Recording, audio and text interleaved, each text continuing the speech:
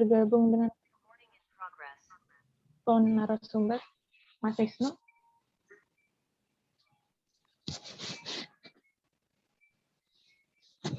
Suara saya terdengar? Terdengar, Kak. Oke, acara akan dimulai. Bismillahirrahmanirrahim.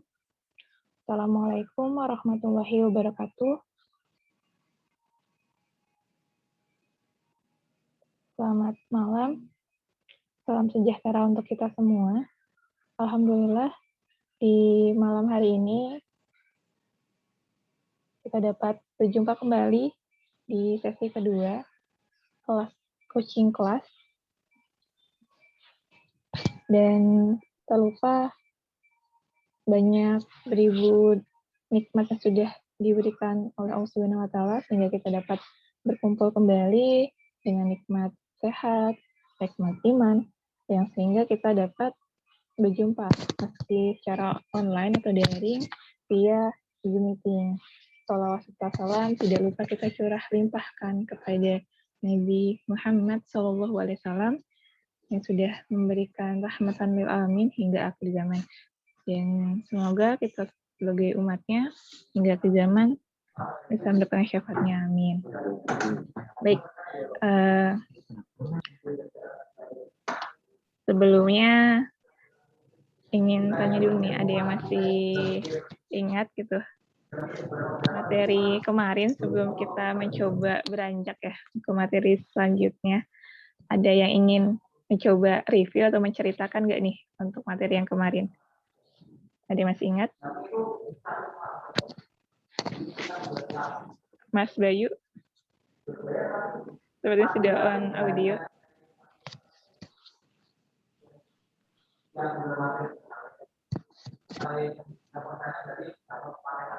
Ya. Atau dari kawan-kawan yang lain?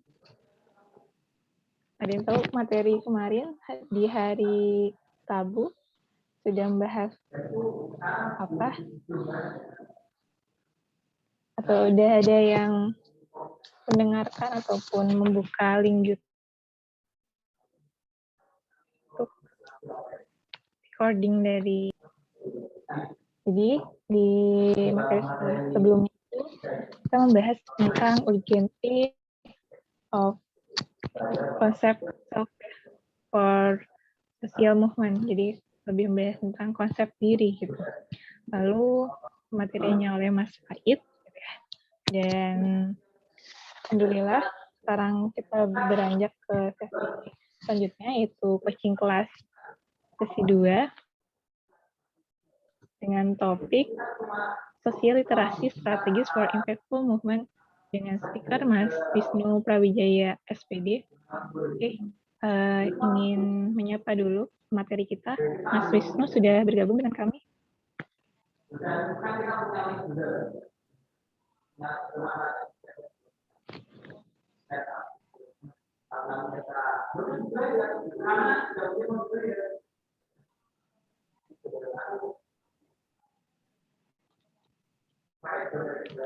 Ya, halo.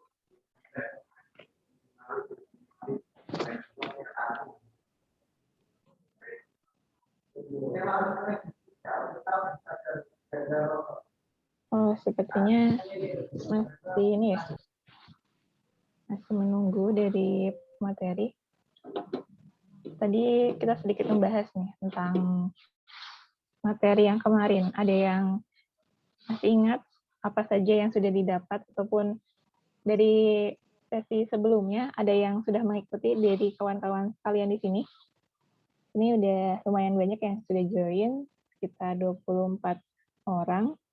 Boleh ketika nanti ada yang masih ingat nih materi kemarin di hari pertama, kita kan ngebahas tentang konsep diri yang diawali dari apa dan apa sih inti yang didapatkan. Tidaknya mungkin teman-teman juga sudah melihat rekaman YouTube yang dibagikan oleh panitia di WA Group ya. Oke, mungkin di sini ada yang masih ingat, ada yang mau menceritakan, silahkan.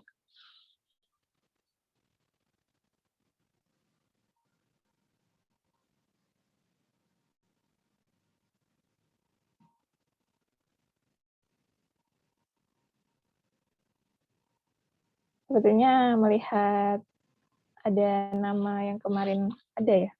Ada Mas Empu, lalu ada Mbak Nur Alfat. Kemarin Mbak Nur Alfat juga sempat bertanya nih tentang konsep diri ya. Mbak Nur Alfat, boleh apa sudah join di sini?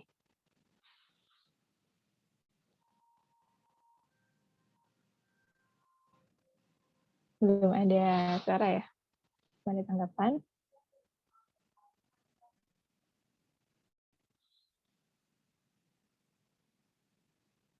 Atau kita tanya juga nih, gimana dari Ketuplak?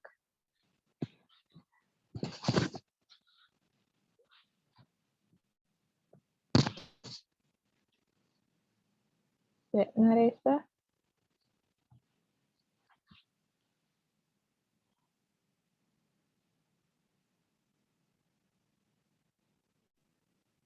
Assalamualaikum warahmatullahi wabarakatuh. Waalaikumsalam warahmatullahi wabarakatuh. Selamat Ya, datang. baru gabung teman semuanya. Iya, Mas Wisnu. Tidak apa-apa, gimana Mas kabarnya? Alhamdulillah agak mendingan. Alhamdulillah. Jadi semoga dalam keadaan sehat ya Mas. Nah, boleh cek sound dulu, sepertinya tadi suaranya masih sedikit kecil ya Mas. Oh iya, suaranya agak kecil ya. Iya Mas. Sekarang Lumayan, Mas sudah atau kurang lebih. maju? Nah, boleh Mas. Lebih Lebih ya? jelas. Siap-siap. Iya, tampak ke kawan-kawan. Oke. Ini sudah bergabung bersama kita dari pembicara, Mas Wisnu. Nah, Mas, sebelumnya izinkan saya untuk bacakan CV terlebih dahulu ya. Operator boleh dibantu untuk menampilkan CV materi kita.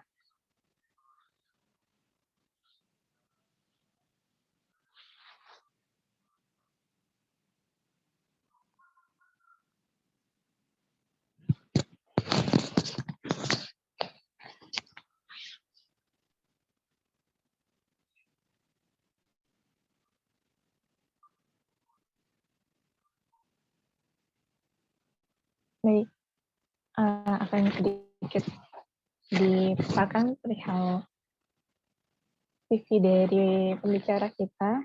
Nama lengkap Wisnu Prawijaya SPD, lahir di Bantul 23 Maret 1996.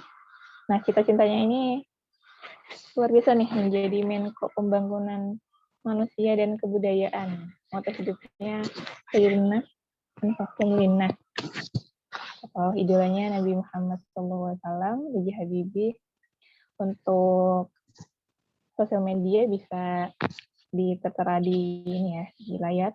Lalu pengalaman pendidikannya di UNY, Universitas Negeri Yogyakarta, jurusan Kurikulum dan Teknologi di tahun 2015 sampai 2020.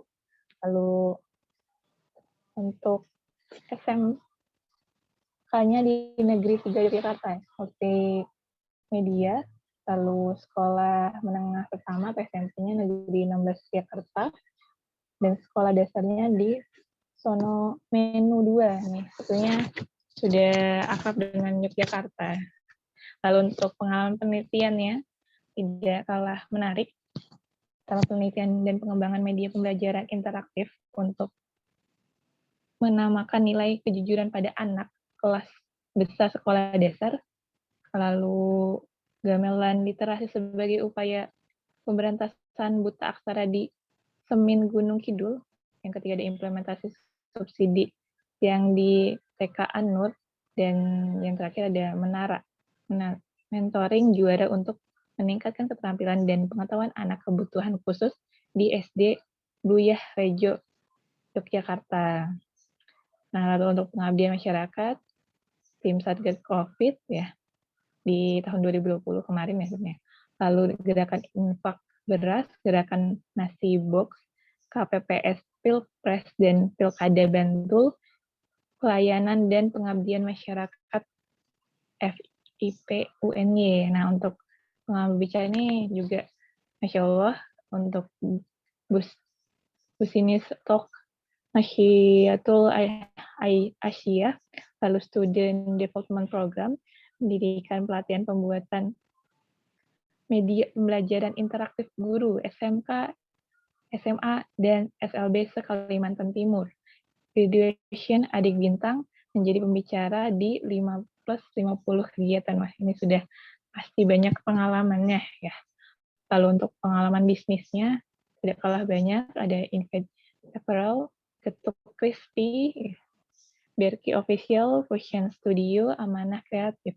Lalu prestasinya di sini pun tidak kalah banyak, juara film pendek, Gerakan Masyarakat Sehat dan dalam rangka HUT PKU Gamping, finalis Pekan Ilmiah Nasional 30 UMI Makassar, juara 1 Pekan Ilmiah Nasional ala FIP, lolos 3 PKM, 1 PKM penelitian, 2 PKM pengabdian masyarakat, lalu sampai finalis LKTI Sekagama ITB, juara 1 film Islamic Jurnalis Festival se-DIY, juara 3 Pekan Film ID se-DIY, dan terakhir juara 1 Learning Media Competition Elite se-EDY. Nah, ini sedikit profil singkat dari pembicara kita. Lalu tadi banyak berkecimpung di media dan penelitian juga ya, Mas. Ini luar biasa sekali, multi talent untuk pemateri kita. Nah, untuk selanjutnya saya akan sedikit membacakan ataupun memandu bagaimana teknis acara hari ini. Pertama, pemaparan akan dilaksanakan selama 30 menit, lalu dilanjutkan dengan sesi tanya jawab yang terdiri dari 2 termin. 1 termin akan terdiri dari 2 penanya. Nah, pertanyaan dapat disampaikan secara langsung. Yang pertama menggunakan fitur raise hand, lalu menyalakan audio, ataupun yang kedua, alternatifnya dengan melalui kolom chat Zoom. Oke, sebelum dimulai, kawan-kawan, menonaktifkan audio jika tidak ada keperluan untuk berbicara, lalu mengikuti serangkaian dengan tuntas, dan diingatkan untuk mengisi link presensi yang disediakan oleh panitia setelah kegiatan selesai, karena ada persyaratan minimal presensi yang harus diisi untuk mendapatkan sertifikat. Nah, sepertinya teman-teman ataupun kawan-kawan sekalian sudah tidak sabar lagi untuk bersama-sama mendapatkan nih materi ataupun sharing dengan pemateri kita. Maka dari itu Mas Wisnu dipersilahkan.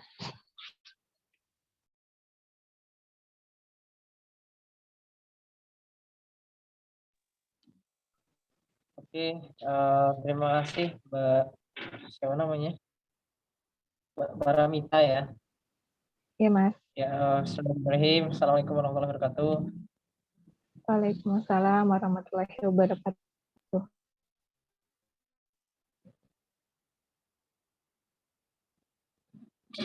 Alhamdulillahirrahmanirrahim. Assalatu wassalamu ala asrafil anbiya'i wal mursalin wa ala alihi wa sahbihi ajma'in amma ba'du. Rabbi shrah li sadri wa yassir li amri wahlul 'uqdatam min lisani yafqahu qawli. Rabbi anzilni munzalan mubarakan wa anta khairal munzilin.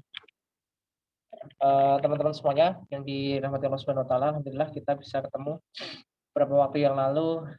Saya sempat dikontak Mbak Fitria ada di sini ya. Mbak Fitria. Ada, Mas. Ya. Beberapa waktu yang lalu sempat dikontak untuk kita sharing saja, sharing bareng, belajar bareng.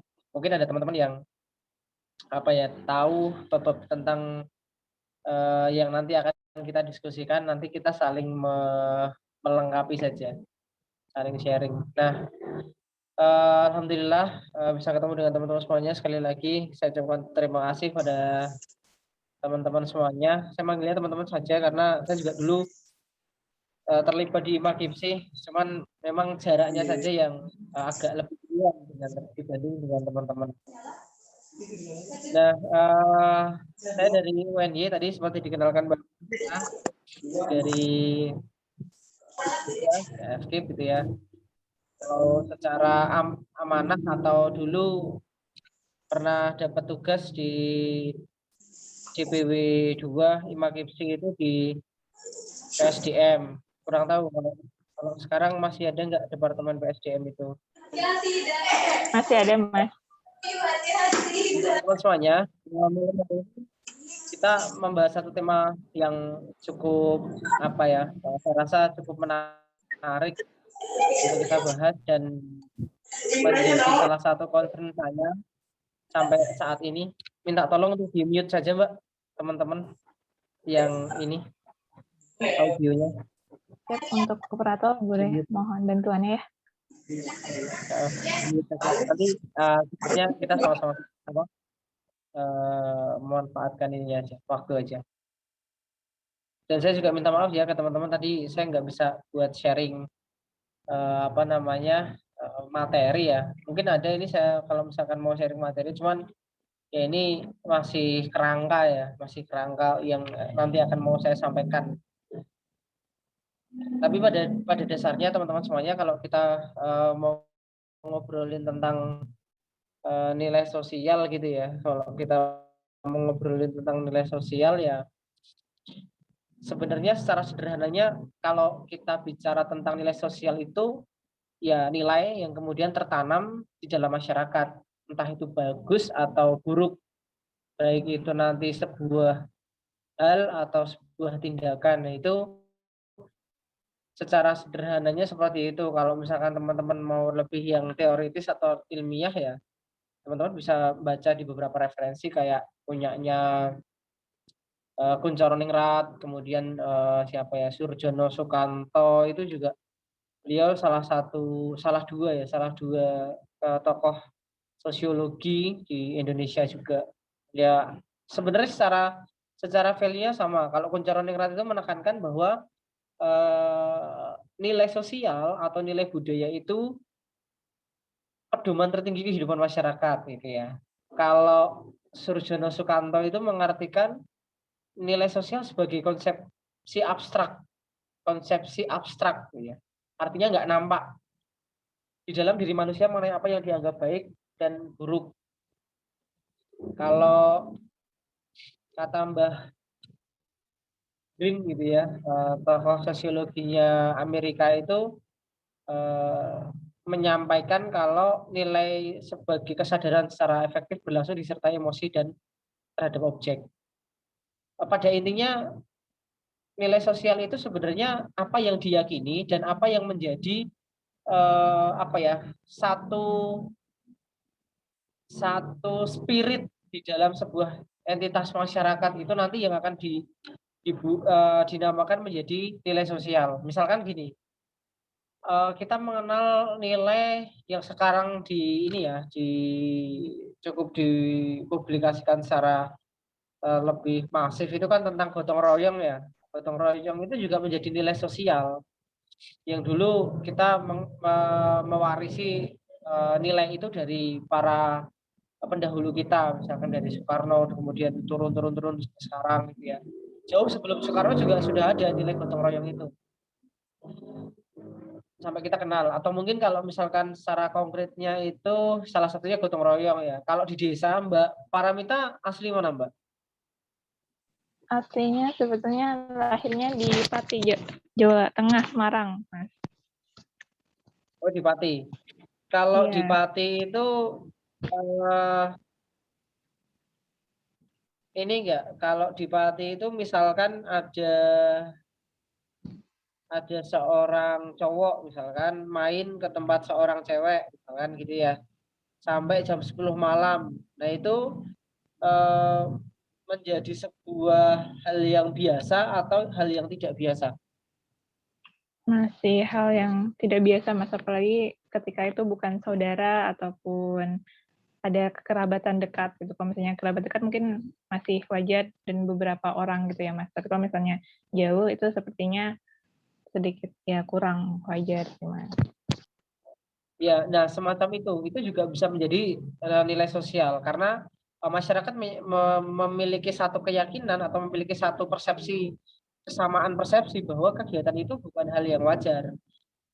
Ada seorang cowok yang datang ke tempat seorang cewek dan itu bukan saudara, teman lah misalkan gitu ya.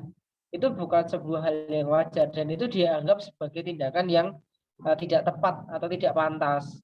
Sebagaimana ketika kita melihat memanggil seseorang, orang yang lebih tua misalkan, dengan panggilan tanpa ada imbuhan untuk menuakan. Artinya misalkan usianya terpaut 5-10 tahun, tidak menggunakan mas, tidak menggunakan mbak dan lain sebagainya, itu dianggap sebagai salah satu hal yang tidak pantas. Kalau bahasa di tempat saya itu neranyak bahasanya. Di sana apa Mbak Mita? Ya, Neranyak kurang lah, sopan itu aja. neranyak. Bahasanya neranyak. Atau contoh yang lainnya misalkan memegang kepala orang yang lebih tua. Itu juga satu hal yang kemudian dianggap tidak bagus atau tidak baik.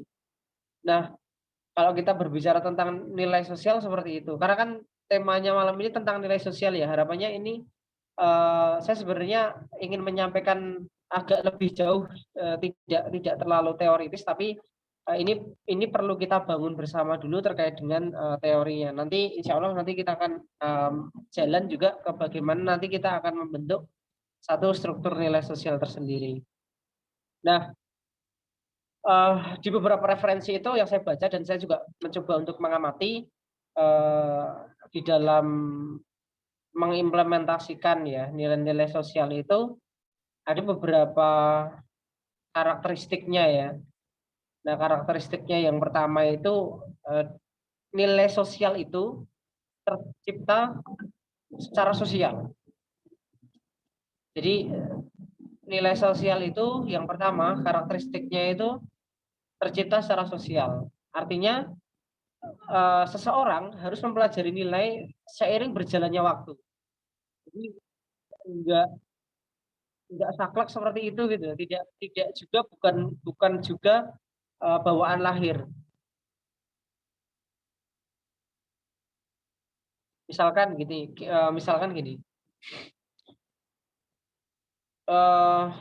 Dulu ya. Dulu mungkin ketika kita melihat bahwa pekerjaan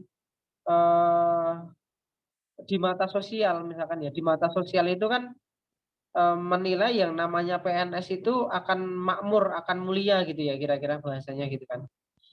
Yang diidam-idamkan itu, dan itu menjadi satu keyakinan dan menjadi asumsi publik bahwa kalau kamu PNS ya kamu akan makmur, akan mulia gitu ya. Nah, namun seiring berjalannya waktu ternyata tren menjadi PNS itu menurun teman-teman. Kalau teman-teman mencermati ya, tren menjadi PNS itu menurun. Kenapa? Ya banyak faktor gitu ya, banyak faktor. Ada yang mungkin faktornya karena memang PNS terlalu ribet dengan berbagai macam aturan, kita tidak bisa bebas. Kemudian ada yang mengatakan kenapa tren PNS itu menurun, karena sisi pendapatan finansialnya meskipun terjamin tapi nilainya stuck segitu-gitu aja. Kalau naik ya cuman mentoknya nanti di angka sekian misalnya. Kemudian ada yang mengatakan masuk PNS itu biasanya harus lewat apa namanya apa bahasanya itu orang dalam gitu ya kan. Kalau kata Mardigu itu kunci kesuksesan itu doa, usaha, dan orang dalam gitu ya.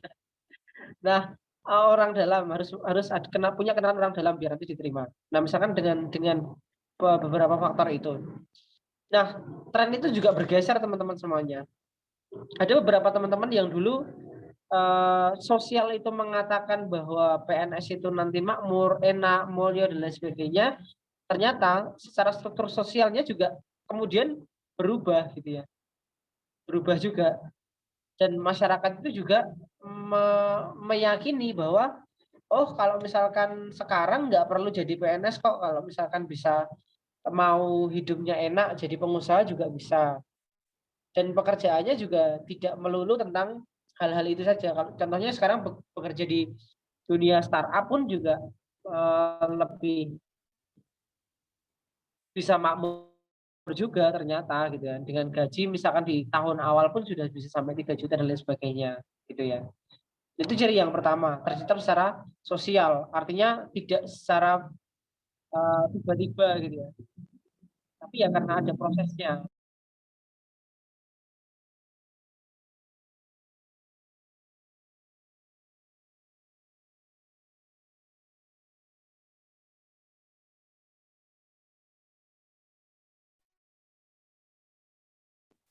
Tes, tes.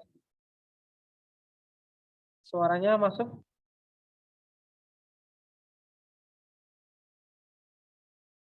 Iya, Mas. Masuk ya. Nah, itu yang pertama ya. Tercipta secara sosial. Yang kedua, nilai sosial itu Masuk. Terdengar jelas. berlangsung terus-menerus melalui interaksi, kontak sosial, dan juga akulturasi.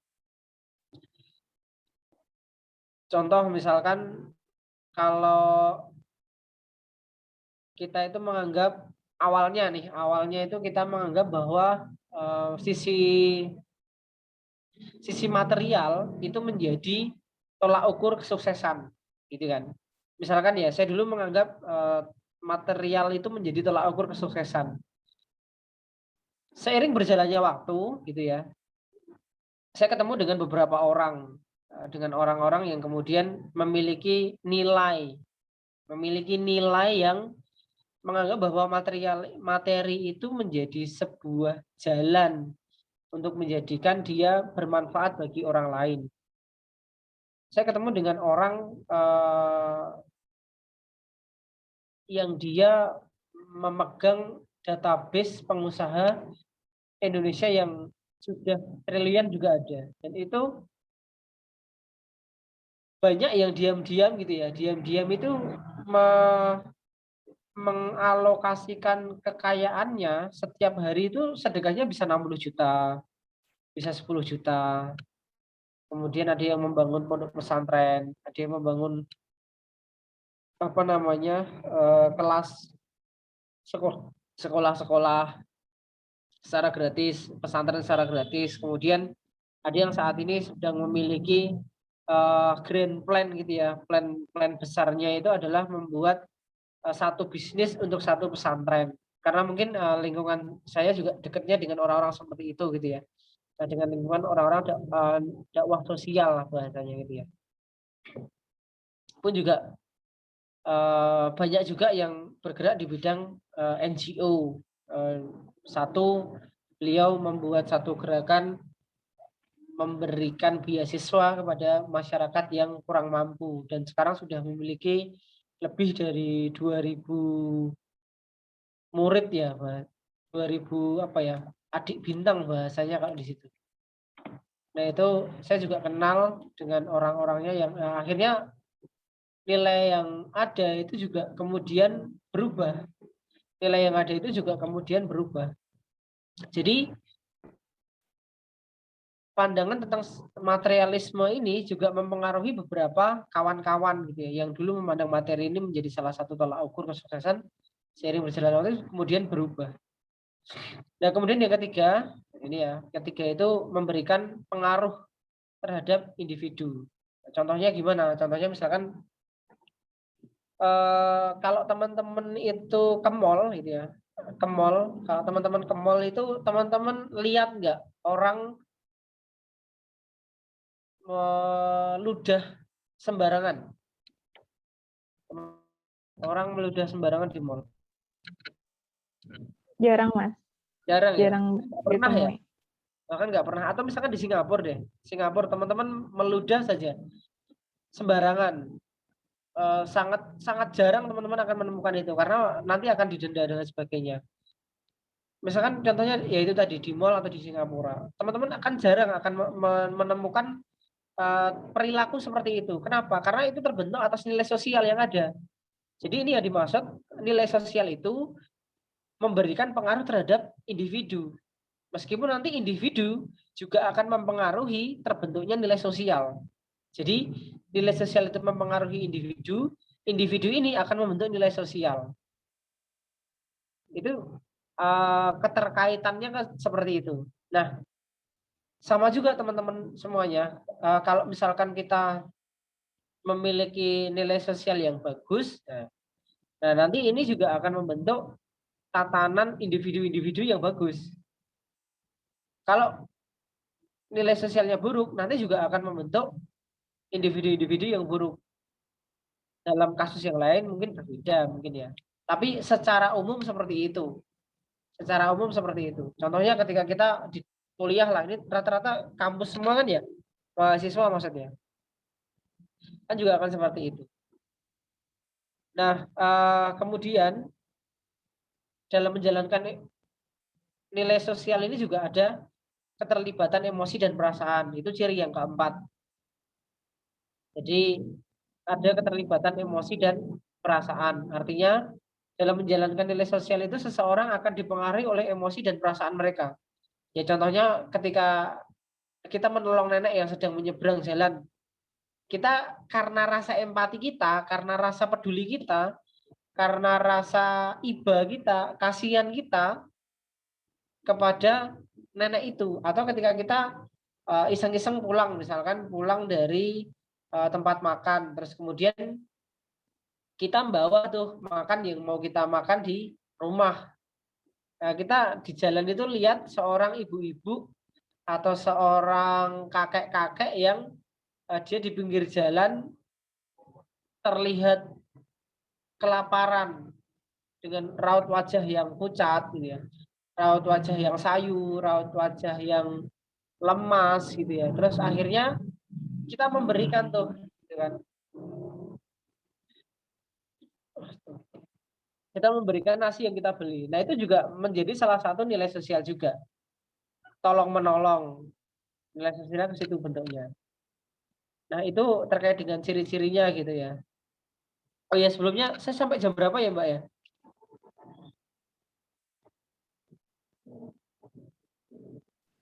Masih ada 15 menit lagi, Mas. Berapa? 15 menit lagi untuk materinya. Cukup insya Allah. Nah, jadi itu teman-teman semuanya. Nah, kita lanjut ya berbicara tentang fungsinya. Fungsinya kita menerapkan atau kita fungsi nilai sosial bagi kita itu apa? Yang pertama, untuk mengarahkan perilaku masyarakat agar sesuai nilai yang ada. Nilai yang ada ini tentu nilai-nilai yang mengacu pada satu standar kebaikan gitu ya, satu standar kebaikan.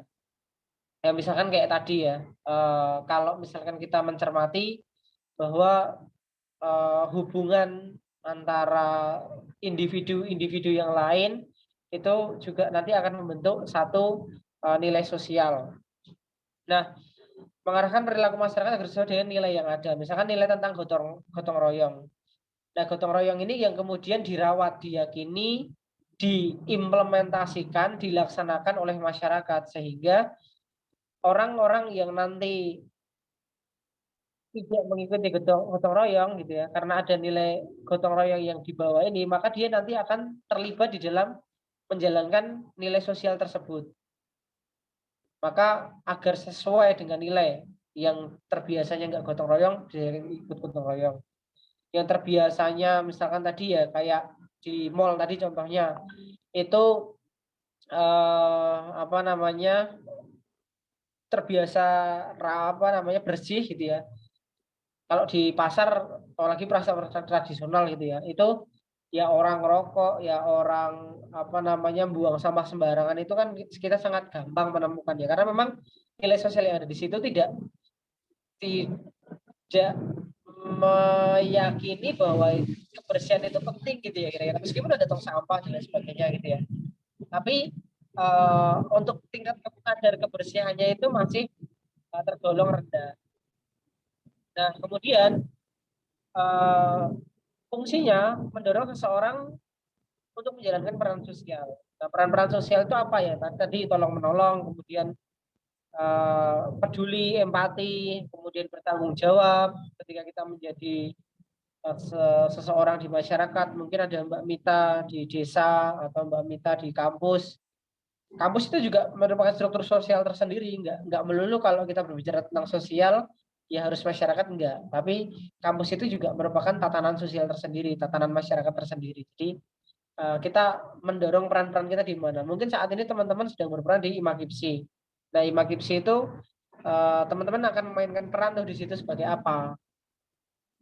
Terus kemudian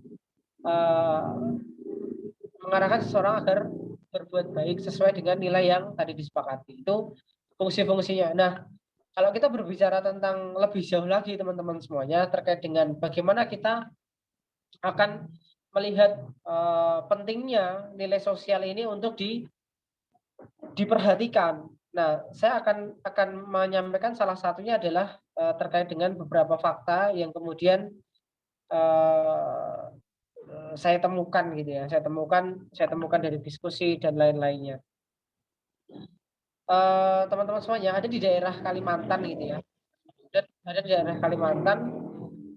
Saya kemarin beberapa hari yang lalu itu dapat satu screenshot berisi tentang informasi ada satu keluarga di sana yang kemudian orang tuanya itu dua-duanya memiliki ini ya kesulitan secara ekonomi gitu ya, dan anaknya itu ya qadarullahnya itu diberikan nikmat berupa sakit dan juga cacat gitu ya, tidak bisa melihat, tidak bisa mendengar, dan tidak bisa bicara gitu ya. Nah,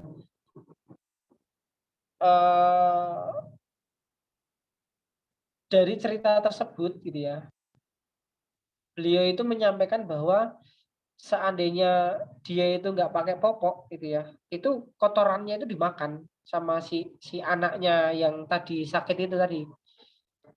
Nah, maka ini menjadi salah satu fakta ya yang ini ditemukan bahwa ya memang ada orang makan kotorannya karena memang kondisinya seperti itu, dan kondisi dia itu nggak punya popok itu karena memang kesulitan ekonomi, apalagi dengan kondisi yang seperti ini, ada kebijakan PPKM, kemudian membatasi aksesibilitas dan lain sebagainya, itu juga menjadi salah satu dampak gitu ya.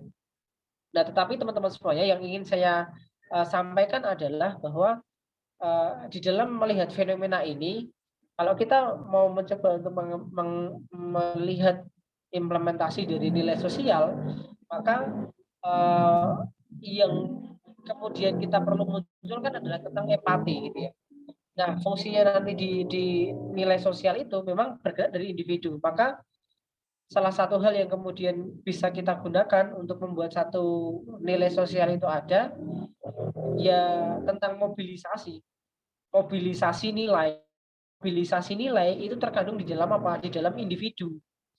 Nah, maka sebagai kita ya, saya melihat kacamatanya sebagai kita, mengajaknya sebagai kacamata kita itu sebagai kacamata mahasiswa, sebagai kacamata pemuda, maka kita perlu menjadi detonator kebaikan. Biasanya itu ya, detonator kebaikan. Artinya gini, detonator itu kalau di dalam bom itu kecil, ininya kecil, bentuknya kecil, tapi itulah yang menjadi pemicu bomnya itu bisa meledak. Nah, detonator kebaikan yang saya maksud itu kayak gitu. Kita meskipun entitasnya kecil gitu ya, tapi kita mampu memacu gerakan yang besar. Detonator kebaikan. Nah, detonator kebaikan inilah yang nanti akan menjadi mobilisatornya. Kita mengajak masyarakat, kita memberikan kontribusi melalui program, kita terlibat di dalam program itu. Jadi kumpulan Iwakipsi ini tidak hanya berhenti dikumpul, tidak hanya berhenti di diskusi saja, bubar, habis itu pulang, nggak ada dampak atau tidak ada impact yang ada. Nah, pasca kegiatan-kegiatan itu jangan sampai berhenti pada pasca kegiatan selesai, tapi impact-nya itu loh, itu yang perlu kita lihat dulu di periode kemarin. Itu salah satunya kami kontak dengan teman-teman di Karawang ya, UBP Karawang itu ada salah satu sekolah yang diadvokasi melalui gerakannya teman-teman Imakipsi itu mengadvokasi tentang sekolah. Jadi ada sekolah dasar yang kemudian diadvokasikan untuk mendapatkan dana bantuan dari dinas karena memang sudah tidak layak pada waktu itu. Nah, kembali lagi dalam mobilisator atau memobilisasi sosial melalui individu tadi. Jadi saya ingin mengajak sih kepada teman-teman semuanya untuk membuat program gitu ya. Program kerja pelayanan sosial atau pelayanan masyarakat. Ya mungkin nanti akan berbagai macam tantangan ya, itu wajar lah. Nah, kalau misalkan konkret yang saat ini saya juga tergabung ada di Berkah Box ya. Kalau teman-teman tahu gerakan Berkah Box, setiap hari membagi nasi kurang lebih sekitar 2.000 nasi box dan itu gratis untuk masyarakat. Nah, saya juga tergabung di situ untuk terlibat secara ini ya, secara pendanaannya. Jadi setiap hari yang kami lakukan ya memobilisasi massa, mengajak masyarakat itu untuk memiliki nilai empati, saling tolong menolong, apalagi dengan kondisi PPKM ini. Kalau secara nilai sosial ini nggak diarahkan gitu ya, artinya kebaikan-kebaikan yang ada, orang-orang baik yang ada, yang memiliki value-value kebaikan yang ada, itu tidak diarahkan, tidak kemudian di drive atau diarahkan ya dalam satu kebaikan, nah maka ini menjadi hal yang sangat sayang. Nah makanya salah satu guru kami itu menyampaikan kita fokus untuk memberikan makan gratis gitu ya. Nah maka kita konversikan kegiatan program memberikan makan gratis itu menjadi konversi memberikan makan gratis itu.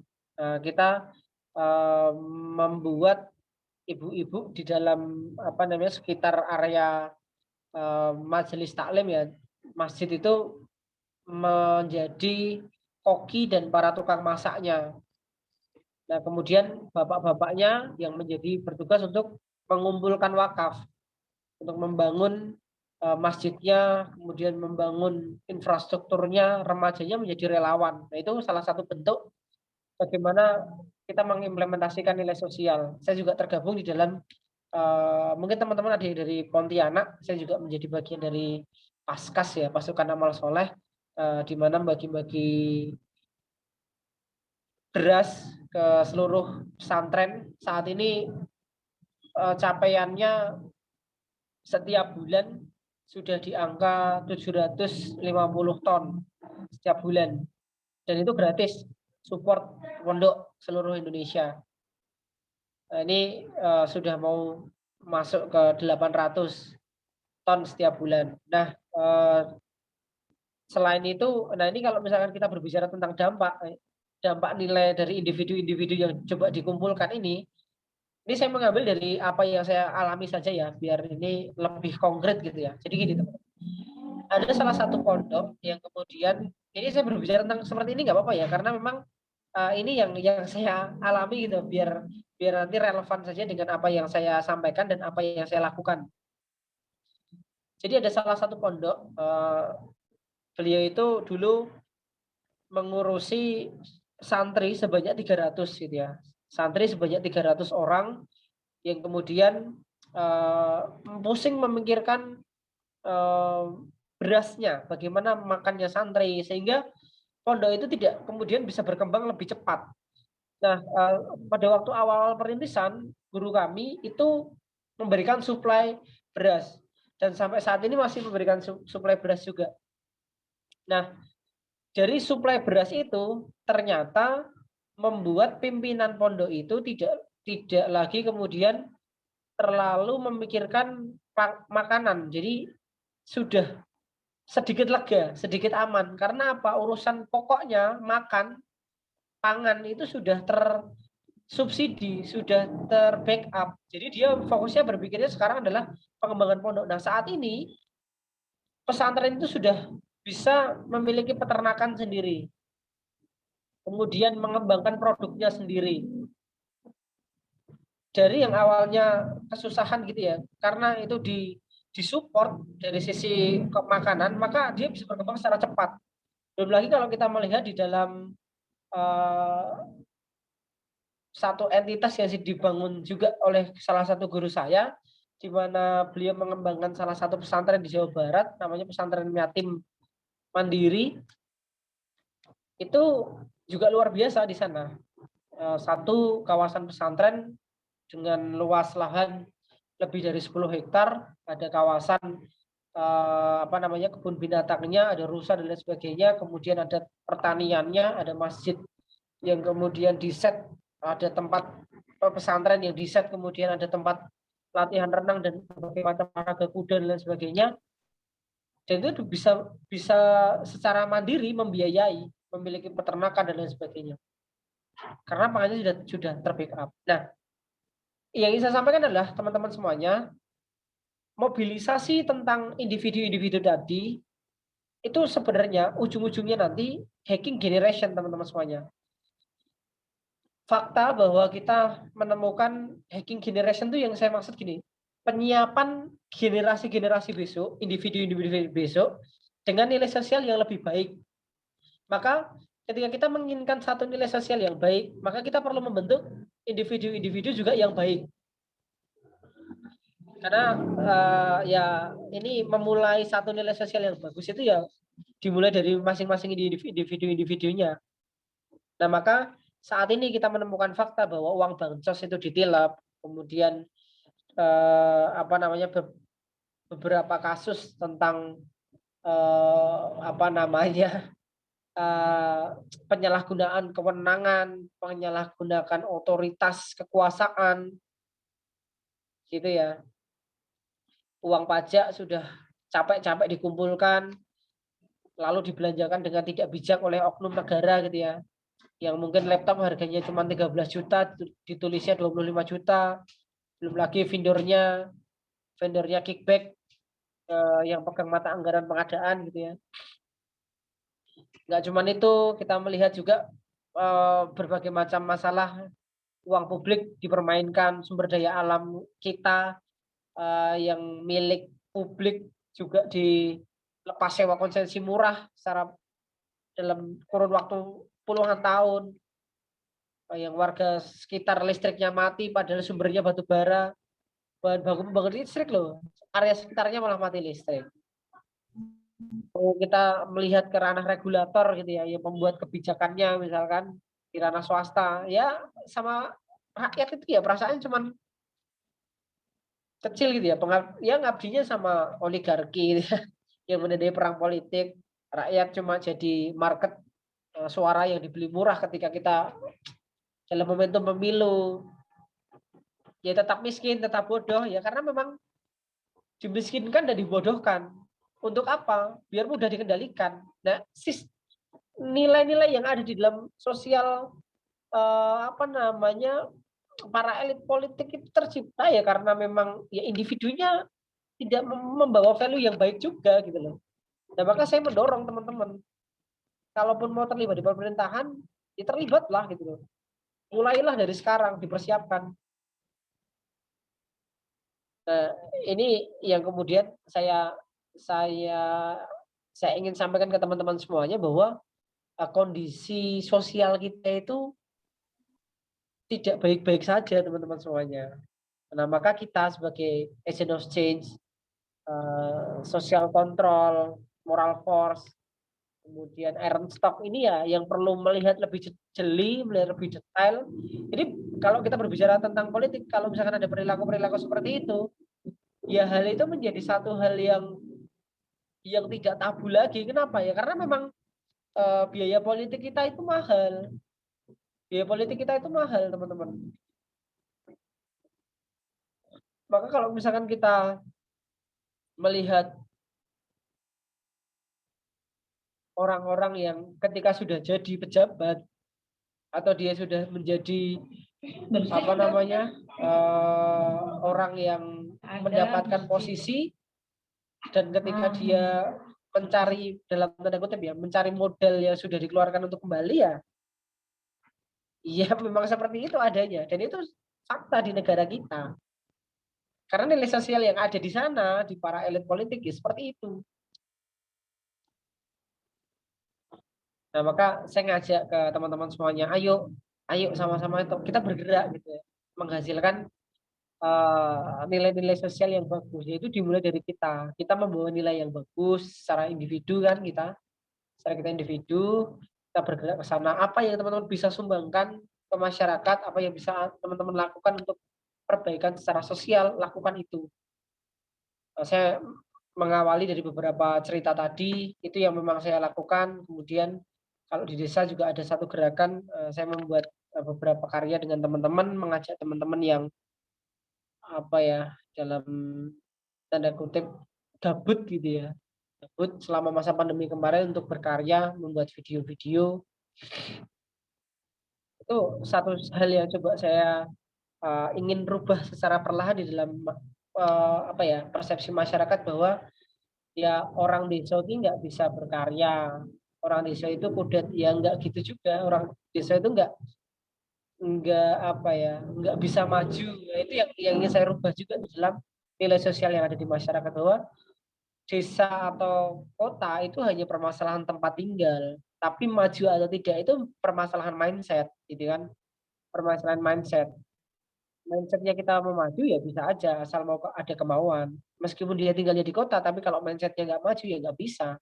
Nah kira-kira mungkin itu dulu Mbak Mita, 15 menit lewat ya ini tadi ya. Ya, Mas. Baik. Ya, tidak apa-apa. Lewat 4 menit. Oke, sebelum kita masuk ke sesi diskusi ya, Mas. Mungkin beberapa poin yang saya ulas kembali, seperti nilai sosial ini memiliki karakteristik ya. Pertama ada terciptanya secara sosial, lalu nilai sosial ini terjadi terus-menerus akibat interaksi, gitu ya, melalui interaksi. Lalu yang ketiga, memberi pengaruh terhadap individu. Yang keempat, keterlibatan emosi ataupun perasaan. Nah, untuk fungsi nilai sosial ini kan mengarahkan individu, lalu bisa mendorong seorang menjalani peran di sosialnya. Lalu ternyata penting sekali nilai sosial ini dari individu yang menjadi komponen penting. Lalu dari mobilisasi individu ini dapat berdampak, berkontribusi besar terhadap masyarakat. Baik, itu sedikit poinnya, Mas ya. Nah, untuk selanjutnya diserahkan. Tambahan sedikit ya, tambahan sedikit. Mungkin gini, nilai sosial itu bisa dibentuk. Nilai sosial itu bisa dibentuk. Nilai sosial itu bisa di-create, bisa didesain, bisa dirancang. Nah, maka ini yang menjadi pertanyaan saya untuk teman-teman semuanya, bahwa sebenarnya teman-teman itu memimpikan satu kondisi sosial masyarakat yang seperti apa sih gitu loh. Nah, menarik nih Mas pertanyaan. Boleh dari itu nanti dijawab nanti aja. Hanya ini pertanyaan kita, karena ini nanti akan menjadi satu runtutan pemikiran yang panjang gitu ya. Ketika kita menginginkan satu keinginan nilai masyarakat yang seperti apa, kemudian ini nanti akan membentuk bagaimana cara kita memandang satu nilai sosial itu, dan kemudian bagaimana cara kita membuat implementasi atau kita merealisasikan impian nilai masyarakat itu. Nah, ini yang perlu sama-sama kita gali bersama, bahwa kita tuh menginginkan nilai sosial. Kalau kita berbicara tentang Indonesia mungkin terlalu luas, ya enggak juga sebenarnya, karena ya kita tinggal di Indonesia kan, atau minimal di dalam lingkungan sosial masyarakatnya teman-teman deh. Pengennya seperti apa sih? Oh, pengennya masyarakat ini punya nilai gotong royong yang tinggi, empatinya tinggi, kemudian sejahtera, kemudian eh, tidak tidak ada judi di sana, kemudian tidak ada apa namanya orang yang terlantar, misalkan kayak gitu. Nah, itu menjadi salah satu hal yang perlu ditanyakan ke masing-masing personal gitu ya. Apa sih sebenarnya yang nilai yang gue bawa, dan nilai sosial di lingkungan sekitarku, di wilayahku, di provinsiku, di negaraku yang gue ingat seperti apa sih? Ya paling nggak di lingkungan terdekat lah, di keluarga dan di masyarakat sekitar. Nah, mungkin itu aja sih Mbak. Oke, terima kasih Mas. Untuk selanjutnya dibuka sesi diskusi ataupun tanya jawab kepada kawan-kawan sekalian. Dipersilahkan, banyak sekali nih poin-poin menarik. Boleh menggunakan fitur raise hand-nya ataupun bertanya di kolom komentar. Silahkan. Ini sudah ada yang on audio nih. Ya, ada ya raise hand dari Mas Bayu Rizky. Enggak, Mas? Gitu, silahkan. Oh, saya dulu ya Kak ya. Iya, Oh ya. sudah raise hand. Oke Kak, siap.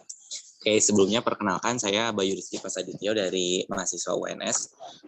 Jadi izin bertanya kepada Kak Wisnu ya tadi ya mengenai tema yang dibicarakan pada hari ini.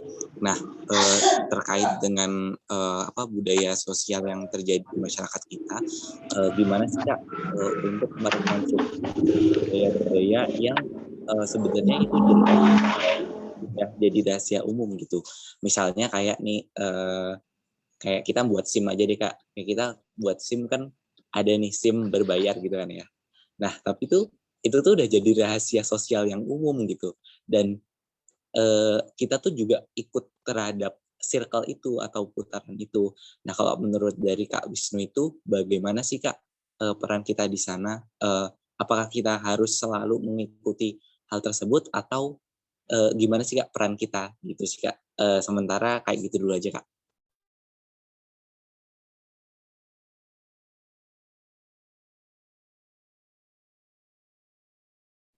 Ya.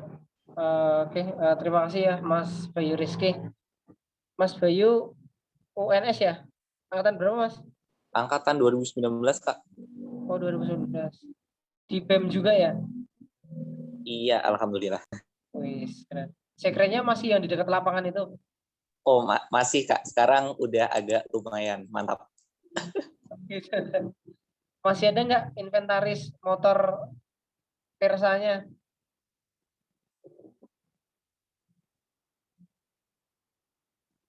Mohon maaf Kak, putus tadi Kak. Dulu waktu main ke sana ada inventaris motor Versa itu kalau nggak salah. Oh, kayaknya udah nggak ada deh Kak sekarang. Udah nggak ada. Jadi nggak menemui masa-masa itu ya. Nah, dulu menarik ya ketika masih sering main ke UNS itu. Jadi Pak Wakil Dekan 3 Pak Wakil Dekan 3 itu ngasih motor sebagai inventaris di BEM dulu ya. Jadi untuk operasional itu pakai motor itu dikasih. Waktu itu yang jadi ketua BEM-nya itu si Mas Rahmat. Ya dulu wakil Imakipsi juga tahun lalu. Nah, oke, menjawab ini ya, saya hanya menyampaikan dari perspektif saya aja ya terkait dengan SIM SIM berbayar ya. SIM berbayar ini yang nembak atau yang gimana, Mas? Gimana Mas? SIM berbayarnya yang nembak atau yang mana nih? Iya, yang nembak itu Mas. Oh, yang nembak ya. Jadi yang tidak mengikuti secara bahasanya apa prosedur gitu ya. Nah, ini menjadi sebuah fakta ya bahwa di di, sos, di sosial masyarakat kita terkait dengan SIM yang nembak itu juga menjadi salah satu hal yang bukan rahasia lagi, tapi memang sudah menjadi rahasia umum bahwa nembak itu sudah menjadi jalan yang bisa ditempuh dan itu bisa jalurnya kemana. Nah, bagaimana sikap kita atau peran kita ya? Kalau yang dulu saya lakukan secara personal, ya tidak kemudian ya, sebisa mungkin menghindari jalan itu gitu ya.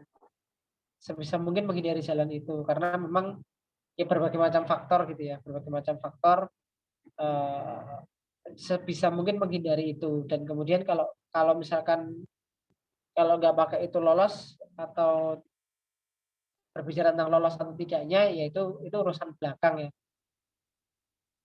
Nah, ketika melihat satu kasus seperti ini, apa yang kita lakukan? Apakah kita mengikuti arus atau tidak? Kalau saya cenderung ya sesuai dengan prosedur saja, mengikhtiarkan sesuai dengan prosedur. Sesuai dengan prosedur itu ya artinya ya nggak usah nembak. Kita tahu bahwa itu menjadi satu hal yang umum diketahui bahwa ada yang nembak. Nah, maka yang kita lakukan, saya juga sering diskusi juga dengan teman saya yang polisi. Gimana sih cara mengubah hal-hal yang seperti itu di kepolisian? Apa memang susah ya? Ya ternyata memang kita juga menemukan bahwa masuk polisi pun juga ada yang bayar. Kalau Mas Bayu mungkin pernah dengar ini ya, dengar tentang seperti ini. Dan ini apa ya? Ya cerita-cerita yang kemudian beredar di masyarakat seperti itu ya. Yang memang menemukan salah satu hal seperti itu bahwa ya masuk polisi aja juga ada yang bayar meskipun slogannya ada yang gratis. Nah, tetapi kalau kita coba lihat dengan kondisi yang ada, ya barangkali seperti yang tadi saya sampaikan di dalam perpolitikan kita bahwa ongkos politik itu mahal. Nah, ini juga bisa dikontekskan, ya masuk polisi pun juga mahal, kira-kira gitu. Jadi, ya nilai sosial yang ada di situ barangkali seperti itu, Mas. Nilai sosial, tapi saya yakin kok nggak semua polisi juga akan mau seperti itu kok. Ada yang diminta, saya punya tetangga juga yang diminta tolongin juga nggak mau sama sekali kalau tentang seperti itu. Jadi, nilai sosial yang ada itu juga kembali lagi pada teorinya, tergantung dari individu yang ada di situ. Enggak semua individu itu juga menerapkan nilai-nilai sosial yang seperti itu. Nilai sosial yang seperti itu yang saya maksud adalah yang meminta atau memanfaatkan kewenangannya untuk membantu orang-orang membuat SIM secara tidak prosedural. Artinya kan kalau misalkan kita nembak itu, ya nilainya seberapa pun ya juga tetap lolos kan. Bahkan tidak perlu ujian praktek, itu pun lolos kalau motor ya. Kalau mobil saya juga belum tahu ya, kalau motor pernah dengar ceritanya seperti itu. Jadi cukup ujian saja, masuk di sana ketemu sama salah satu polisi itu, kemudian tinggal masuk ke ruangan, ujian apa namanya yang mencet-mencet bel itu, habis itu lolos. Nah, seperti itu dan ya nggak ujian praktek.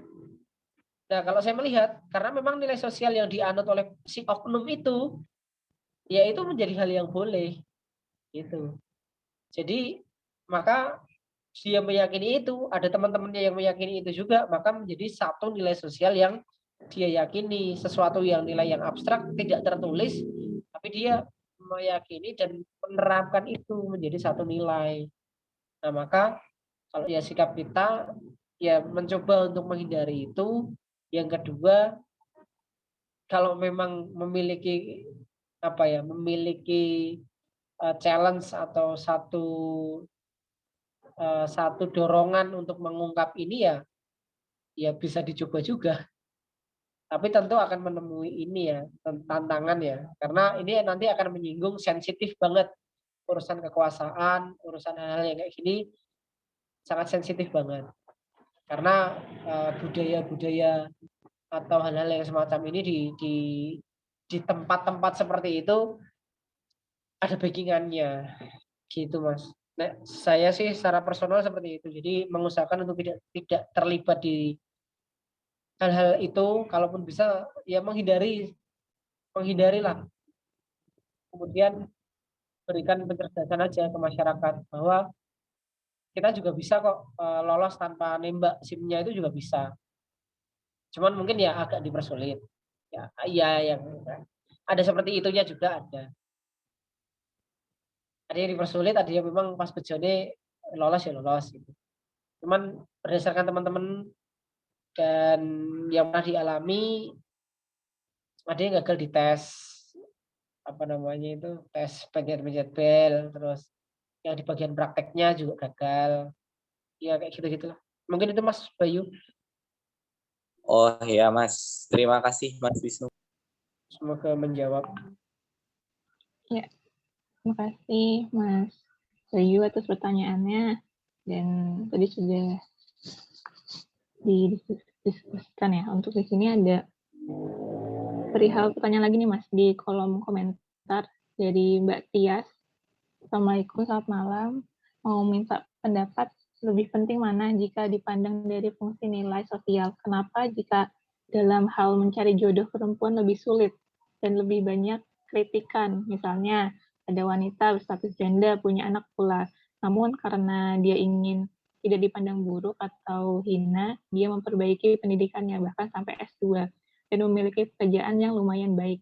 Namun tetap saja masih ada cemooh yang keluar dari rondo ae pakai jual mahal gitu kan. Bukan hanya itu saja, banyak sekali permasalahan yang terjadi di lingkungan masyarakat, lebih menyalahkan wanita daripada laki-laki jika hal tersebut terkait dengan norma. Terima kasih. Mohon maaf jika sedikit melenceng dari segi ranah pendidikan. Seperti itu, Mas. Pertanyaannya lumayan nih, menyangkut wanita.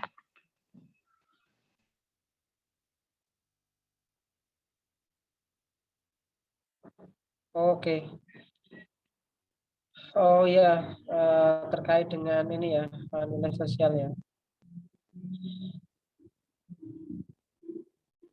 Kenapa jika dalam mencari jodoh perempuan lebih sulit dan lebih banyak kritikan? Nah ini kalau ini mungkin secara kultur masyarakat ya, secara kultur masyarakat, dan kalau di tempat kami gitu ya, di tempat kami hal-hal yang semacam seperti ini tidak terlalu menjadi permasalahan. Artinya sifat keterbukaan, kemudian sifat menerima itu hal yang cukup dijunjung tinggi gitu ya.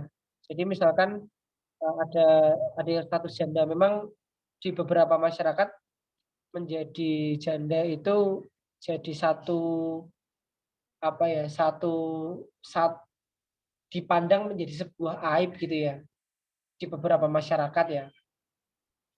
Tapi ya lagi-lagi ini akan menjadi kembali ke diri kita, bagaimana kita menyikapi hal-hal yang semacam ini. Kalau kita menjadi personal si janda itu, bagaimana kita menyikapi itu, bahwa ya namanya juga omongan orang lain kan kita nggak bisa ngontrol kan. Maka yang bisa kita kontrol adalah pikiran kita atau sikap kita di dalam menanggapi hal tersebut. Nah, sedangkan kita sebagai masyarakat ya kita perlu untuk terbuka juga, perlu juga untuk tidak memandang status gitu. Maka ini dari dua sisi bagaimana cara kita memandangnya. Nah, kalau terkait dengan jodoh misalkan ya, dalam hal mencari jodoh perempuan lebih sulit dan lebih banyak kritikan. Ya ada yang iya, ada yang enggak juga sih, tergantung dalam kondisi sosial masyarakat tersebut. Bagaimana sih, Mbak? Karena di tempat kami juga ada yang kemarin yang janda juga dan menikah dengan ya biasa saja dan tidak mengalami kesulitan. Saya punya teman juga janda. Sekarang juga sudah nikah. Kemudian saya juga punya teman yang duda. Itu juga ada omongan juga dari tetangga apa namanya terkait dengan istrinya, kemudian posisinya dia ke orang golek meneh terus dikejar-kejar itu dengan masyarakat. Dan ya kembali lagi kita memandang dari sisi mana. Kalau kita memandang dari sisi personal yang dicibir atau dikritik, ya penyikapan kita yang kemudian bisa kita kontrol, ya itu yang kita kontrol. Kalau omongan orang lain sangat tidak bisa dikontrol. Dan makanya kalau di meme itu kan sering ya senjata-senjata terlibat di dunia gitu kan. Kalau di Amerika punya nuklir, kemudian di Korea juga punya nuklir, di Indonesia omongan itu tonggo itu kan menjadi senjata yang ampuh gitu ya. Nah, maka ini tergantung bagaimana kita menyikapinya sebenarnya. Bahkan sampai S2 dan memiliki pekerjaan yang lumayan baik, masih dihina, jual mahal. Ya sebenarnya kalau melihat ini, ya lagi-lagi kembali kepada kita menyikapi ya. Sebenarnya kuliah S2 itu bukan dalam rangka jual mahal. Karena kita ingin sesuatu yang lebih baik, nah maka kita mengusahakan yang lebih baik juga. Dan kalau ada masyarakat yang atau ada orang-orang yang ngomongin ini kok rondo jual mahal, ya itu sebenarnya ya pikiran dia saja yang tidak terbuka. Emang kalau rondo nggak boleh S2. Emang kalau apa namanya udah rondo nggak boleh sukses dan lain sebagainya. Nah itu ya itu lagi kembali bagaimana kita menyikapinya. Dan itu kondisi personal si individunya itu menurut saya sih ya kurang terbuka aja dan terlalu sempit memaknai dikotomi status itu sih Mbak kalau yang saya lihat. Jadi mungkin ini bukan sebuah hal yang tepat juga ketika kita melakukan itu kepada orang lain. Ya buat introspeksi kita aja. Ya. Terima kasih Mas Wisnu sudah menjawab ya. Jadi Mbak Tias apa ada tanggapan untuk jawabannya?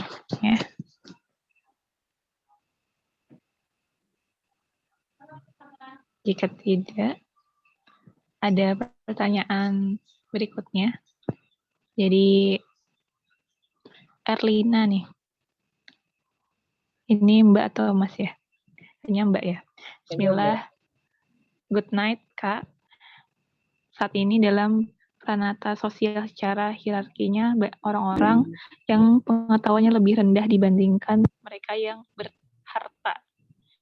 Dari ini manapun mereka yang berdompet emas akan mendapatkan prioritas, termasuk di dunia pendidikan yang seharusnya prioritasnya adalah pengabdian. Nah, menurut Kakak, bagaimana cara menghindari circle tersebut? Karena ketika di luar circle, maka akan dianggap berbeda. Terima kasih, Kak. Nih, kaitannya dengan harta tahta. Gimana nih, Mas? Ya, salah satu hal yang menjadi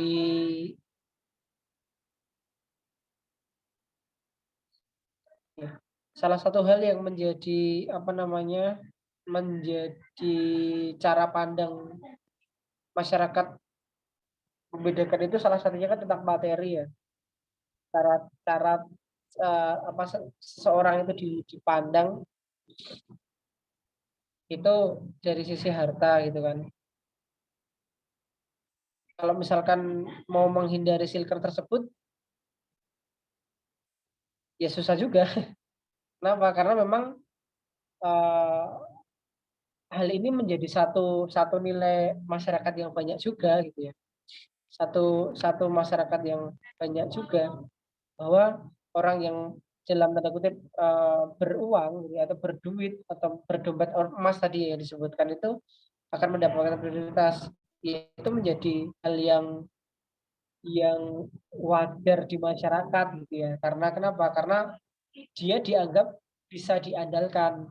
Sometimes misalkan ya, sometimes ketika dia atau ada orang butuh bantuan, maka dia akan larinya ke tempat yang berduit itu. Nggak mungkin dia akan lari ke tempat orang yang tidak berduit. Nah, ini kenapa salah satunya dia dalam tanda kutip mungkin diprioritaskan atau diistimewakan gitu ya. Ya karena memang secara posisinya itu diistimewakan.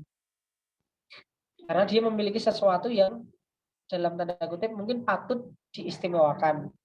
Sama halnya ketika kita dengan orang-orang yang mungkin berilmu, dia juga akan diistimewakan juga karena apa? Dia memiliki sesuatu yang diistimewakan. Nah, kalau berbicara tentang pengabdian atau bukan, ya ini bisa iya, bisa enggak. Kalau kita secara personal kita yang beruang itu, ya mungkin kita akan bisa lebih mudah gitu ya. Kita mengontrol bagaimana harta itu akan kita gunakan atau dompet emas itu akan digunakan untuk apa gitu kan. Apakah untuk mengabdi dalam artian memberikan manfaat kepada masyarakat atau hanya untuk kita saja. Namun kalau kita berbicara sebagai manusia, as a human, bagi saya as a human, kehidupan ini atau harta yang saat ini dimiliki ya itu hanya menjadi salah satu titipan aja yang kemudian perlu saya juga sampaikan ke orang-orang lain. Makanya kenapa tadi saya sampaikan ke teman-teman, saya juga tergabung di gerakan infak beras, saya bergabung di gerakan berkah box. Saya juga membangun komunitas film di desa. Ya karena saya memiliki keilmuan di situ, kemudian memiliki kemampuan dalam tanda kutip secara harta untuk bisa membantu. Jadi ya saya mencoba mengabdinya lewat situ, mencoba memberikan manfaatnya lewat situ. Ya itu sih Mbak. Jadi kalau misalkan ada orang yang mungkin dipandang memiliki harta dia lebih diprioritaskan, ya wajarnya karena posisinya di situ. Dan kalau saya secara personal, saya tidak memandang lebih tinggi orang yang berharta dibandingkan orang yang tidak berharta. Yang saya pandang pertama adalah attitude, akhlaknya, karakternya. Dia bisa tanggung jawab, dia bisa jujur, dia respect kepada orang lain, maka saya respect. Dia nggak jujur, dia nggak tanggung jawab, dia nggak bisa respect sama orang yang lebih rendah dari dia. Atau misalnya ini nih, ada orang kaya. Ada orang kaya itu gimana ya? Definisinya orang kaya itu, misalkan di jalan lah, misalkan di jalan ya. Atau kita di kecamatan, misalnya di kecamatan, sebagai contoh simpel. Di kecamatan ada pegawai kecamatan, misalkan. Kemudian ada rakyat atau ada masyarakat simbah-simbah yang dia enggak terlalu paham tentang regulasi, tidak terlalu paham dengan aturan-aturan, dan kemudian pegawai itu dengan seenak hati melayani seenaknya, tidak membantu, tidak mengarahkan dengan bahasa yang ketus dan cenderung merendahkan. Sebagai seorang manusia, empati saya itu terketuk dengan kayak gitu. Kurang ajar nih pegawai, masa orang tua digituin.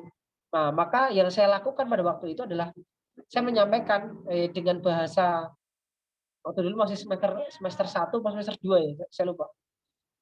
Itu saya menyampaikan di depannya dia dan depan publik itu, saya menyampaikan bahwa andai kamu itu adalah pelayan masyarakat, Pak. Tidak seharusnya seorang pejabat kelurahan itu memiliki etika yang seperti ini. Karena rasa empati saya, wah kasihan banget nih, masa perlakuannya seperti ini nih. Jadi saya memandang seseorang itu dari attitude-nya. Saya nggak peduli dosen, nggak peduli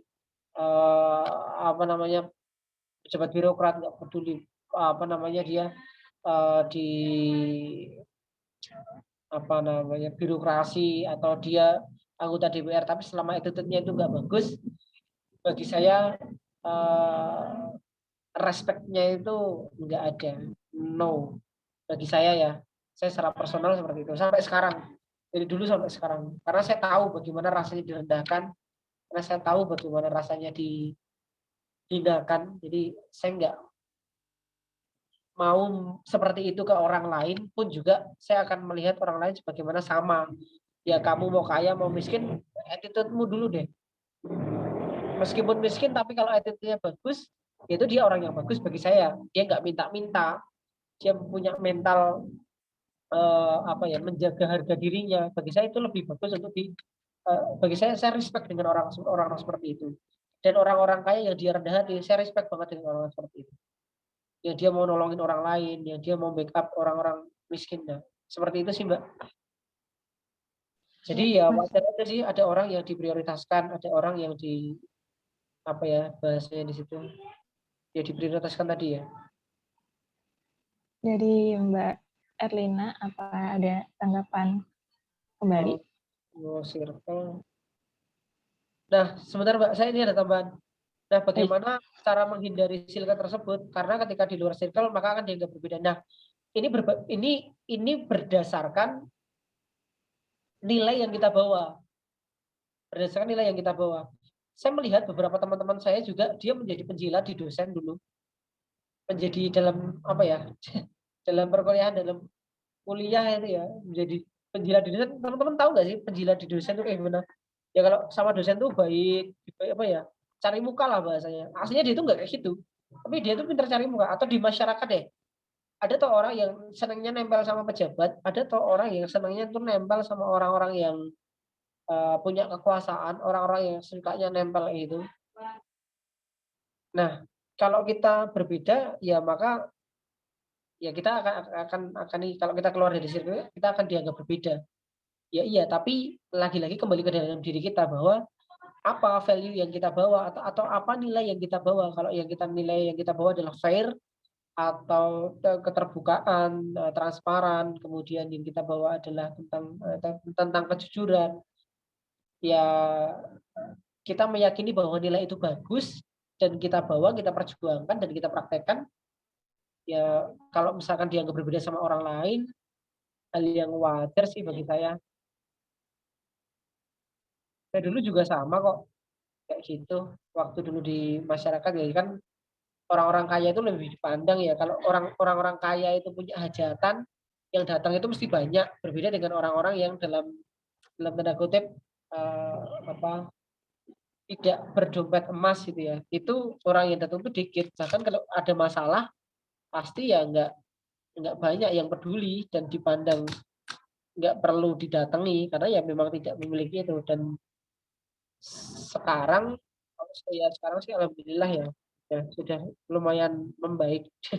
Dan sebenarnya saya juga nggak butuh pandangan dari masyarakat sih, nggak butuh dipandang sebagai apa-apa itu enggak. Cuman dulu saya pernah mengalami fase-fase keluarga itu tidak dipandang, artinya ya dianggap sebelah mata gitu sih Mbak. Jadi saya meyakini bahwa value saya menghargai dari dulu ya, menghargai orang yang bisa respect, maka saya lebih memilih membawa itu. Jadi dengan siapapun orang, selama attitude-nya itu bagus, oh berarti kita sefrekuensi. Selama orang itu attitude-nya enggak bagus, ya berarti kita enggak sefrekuensi. Dan banyak orang yang karena saya memegang value ini, attitude-nya bagus saya berteman, attitude-nya enggak bagus ya saya enggak berteman.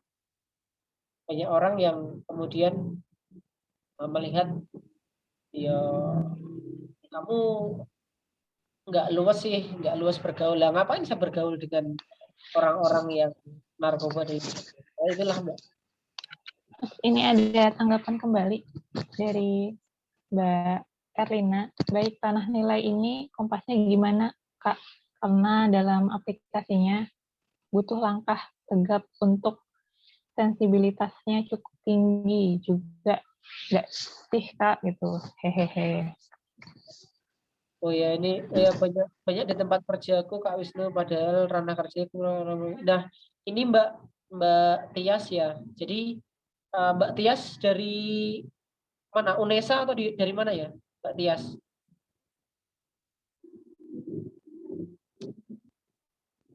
Surabaya dari UNESA atau dari mana ya?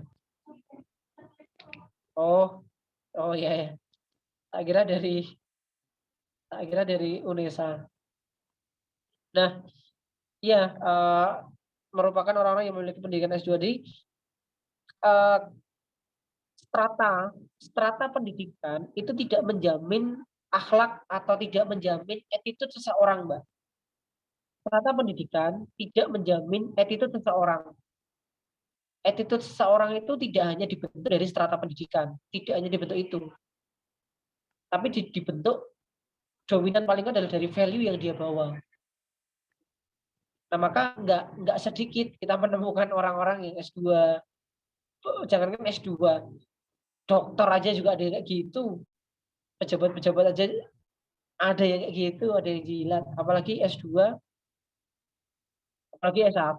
Nggak ada jaminan juga strata itu jadi penentu bagus tidaknya, baik buruknya attitude seseorang juga. Nah, maka tadi saya sampaikan dengan siapapun orangnya, selama attitude-nya dia bagus, akhlaknya dia bagus, respect kepada orang lain, tanggung jawab, jujur, peduli, saya respect dengan orang seperti ini. Maka mohon maaf ya, ini sedikit agak melebar sedikit. Maka gini, kan saya lebih banyak bergerak di bisnis dan juga sosial ya. Salah satu hal yang saya perhatikan ketika merekrut orang itu adalah karakter. Nah, karakter yang paling mendasar yang saya tekankan itu adalah satu, kejujuran, kedua, tanggung jawab. Karena mohon maaf ya teman-teman semuanya, saat ini kita itu mencari orang pintar itu kayak nyari sampah. Artinya gini, mencari orang pintar kayak mencari sampah itu banyak banget gitu loh. Orang pintar tuh banyak banget. Mbak Paramita juga. Orang yang IPK-nya kumlot itu banyak nggak sekarang? Banyak Mas, di kelas juga banyak. Banyak yang kumlot apa yang nggak kumlot? Banyak ya, kalau dari rata-rata sih banyak yang kumlot juga. Banyak yang kumlot. Sekarang gini deh, saya juga tanya ke teman-teman semuanya. Saat ini mendapatkan IPK kumlot itu nggak susah kok. Apalagi di FKIP ya. FKIP itu kan nggak kayak teknik gitu ya. Teknik itu agak lumayan, bukan agak lumayan. Iya, lebih rumit. Apalagi FKIP yang dia soshum. Itu relatif lebih mudah didapatkan gitu ya. Jadi mohon maaf teman-teman semuanya, ini sedikit melebar sedikit, tapi ini berbicara tentang nilai sosial juga. Kalau kita disadari atau tidak, mungkin teman-teman sadar nggak sih, kalau selama di kampus itu teman-teman itu mengalami atau ada satu tindakan kekerasan intelektual, ini dalam bahasa saya ya, kekerasan intelektual di kampus. Teman-teman sadar nggak sih ada tindakan tersebut? Nah, kekerasan intelektual yang saya maksud itu apa? Kekerasan intelektual yang saya maksud itu kayak gini, misalkan ada mahasiswa yang dia itu sebenarnya itu tidak layak mendapatkan nilai A, tapi dia mendapatkan nilai A. Mahasiswa yang mendapatkan nilai B, tapi seharusnya dia tidak layak mendapatkan nilai B. Nah, teman-teman menemukan itu enggak di kampusnya teman-teman? Ada saja Mas kasusnya. Kayaknya itu dia nggak pernah masuk, kayaknya dia tuh nggak bisa kalau jawab ujian itu cuman nyontek, kalau jawab ujian tuh apa namanya nggak jujur, tapi dia dapat nilainya bagus karena dia mencontek, karena dia tidak jujur tadi. Terus kemudian kadang kita menemukan dosen itu terlalu baik banget bahasanya. Kita nggak layak dapat A kok dikasih A gitu. Ini yang tadi saya sebut sebagai kekerasan intelektual. Nah, sebenarnya ujungnya gimana ini? Kekerasan intelektual itu yang saya maksud adalah kalau kita itu tidak layak mendapatkan nilai A, tapi dikasih nilai A, sebenarnya secara tidak langsung kita itu mendapat label A. Di mana label A itu adalah grade-nya bagus. Nah, ketika nanti kita lulus, kita itu mendapatkan grade-nya bagus, tapi kualitas kita itu kualitasnya C, maka yang berbahaya adalah kita sendiri. Di tempat kerja kita ekspektasinya itu bisa mengerjakan A, B, C, D, standar grade-nya tinggi, tapi kita nggak bisa melakukan.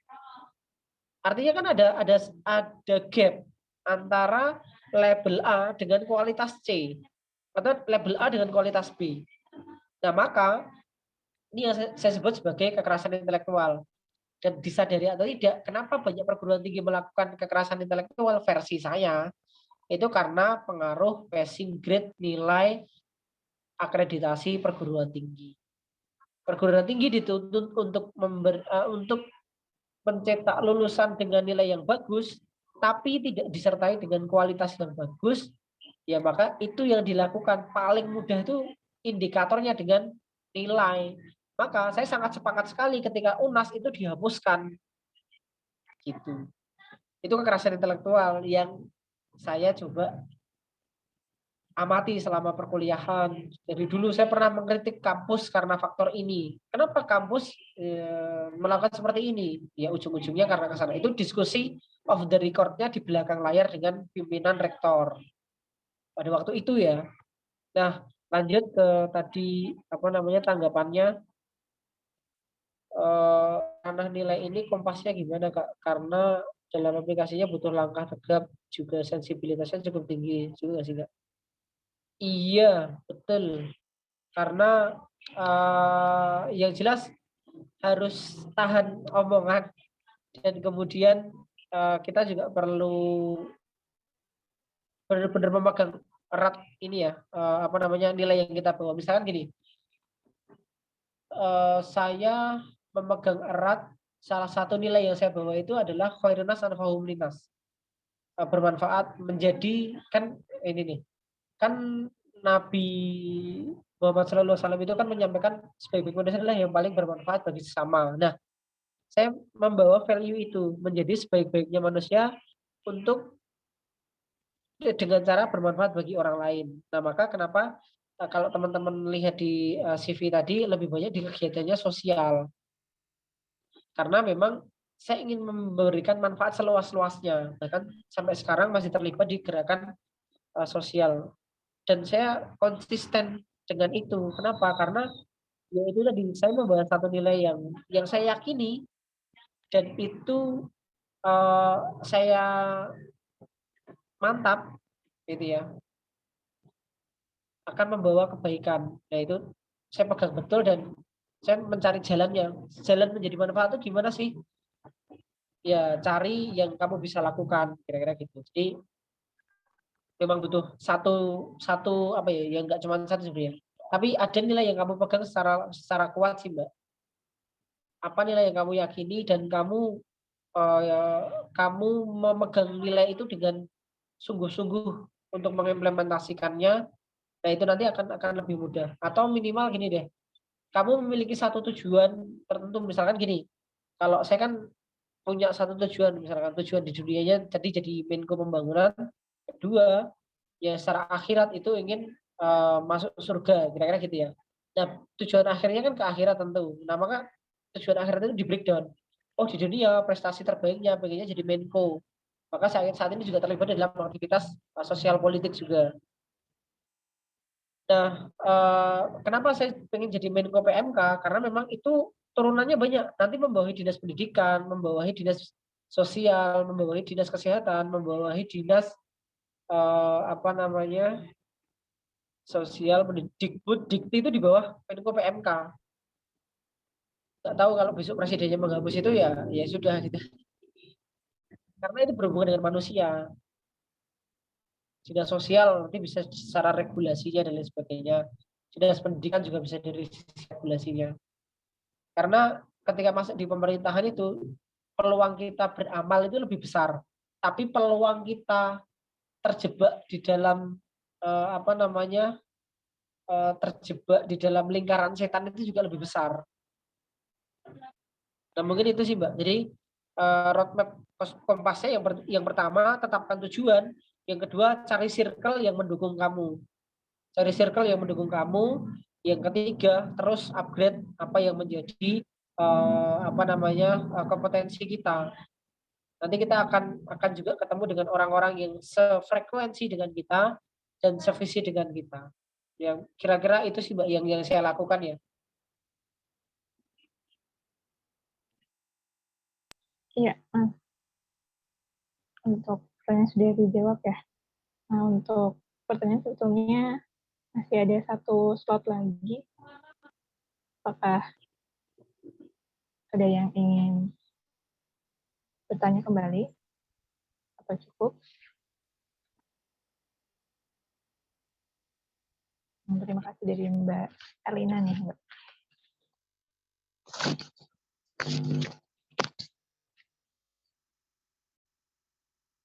Jika dilihat dari waktu estimasi tanya jawab sudah berakhir, Mas, untuk sesi tanya jawab. Karena saat ini juga tidak ada pertanyaan dari kawan-kawan sekalian.